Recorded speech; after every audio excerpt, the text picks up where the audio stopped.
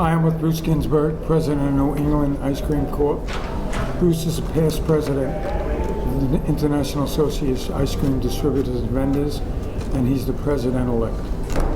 Bruce, what was your first job in the ice cream business? Well, first of all, Steve, before I answer that question, I just want to thank you and Jay Schwartz for doing all that you've done for the industry, including putting together this wonderful video. You know, we wouldn't be here if it wasn't for you and Jay and many of our other founders that really instilled in us a belief that we could become our own independent business people selling beautiful ice cream products to consumers throughout the country, in fact, throughout the world. So Steve, thank you. Jay, thank you. Thank you. You're welcome. So my first job actually was in the freezer. I was an order picker. I was picking bomb pops and bingo bombs and fudge bombs and snow cones and a lot of other products, filling orders, loading trucks. It's the way everyone should start in this industry. It really gave me a great understanding of how to pick an order accurately, quickly. You had to get out of that freezer quick because it was cold. Bruce, when was your first convention? First convention, wow. Hate to say it, it was probably 1982. Florida, great experience. It was awesome. Well, the association really affected me in so many ways. First of all, I learned from others. I learned by listening. I got to meet great people who were also passionate about this wonderful industry. We would share best practices openly. We would talk about ice cream for hours on end. I saw all of our founders sitting there talking about ice cream. How do we sell more? How do we get creative? How do we innovate? How do we get the word out that ice cream is a part of Americana? And that's what we were here to do, is just deliver more ice cream to more people. We were bringing joy to people through mobile vending, through pushcart vending, through special event vending. It's been a great industry. I'm so happy to be in it. Bruce, can you just talk to me a little bit about the inside survey that Manny sold? I mean, it was such an integral part of our business, and it affected us all, and mainly because Manny had the financing. He was the guarantor on a loan, not the co-signer. He had a floor plan, and so he had the ability to come in and to sell us vehicles, new vehicles, that really revolutionized the industry. Well, I mean, I could go on for hours talking about Manny. I'm just so lucky to have been his son. I learned so much from him about the industry, but more importantly about life. And Manny had an amazing personality and vision. He loved people. He loved this industry. He wanted to help people. He also wanted to make money. It was just beyond words what he was able to do. He partnered up with a lot of really good people. He sold a lot of trucks. He took risks. He opened up branches all over the country, traveled, taught us all a lot, put a lot of people in business, and these people are just, like you, Steve, just, I remember, Steve, you calling Manny on Father's Day to just thank him, and you know, that meant a lot to him.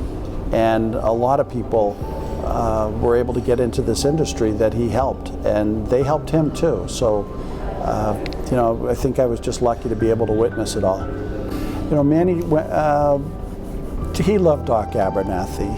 He loved Mickey Schwartz. Are you kidding me? He loved and respected Mickey. Everyone loved Mickey Schwartz. He just loved being in the room with people that were passionate about ice cream. And they went off to Kansas City. I think Doc Abernathy was looking to sell more bomb pops, and Manny was looking to sell more trucks. And you know, all of them just got together and they started sitting around the room thinking, talking about how to build on this industry. Build on an industry that's really part of Americana. And the industry was going to grow. They knew it was going to grow to be something more than it was. And it did. So I love those stories.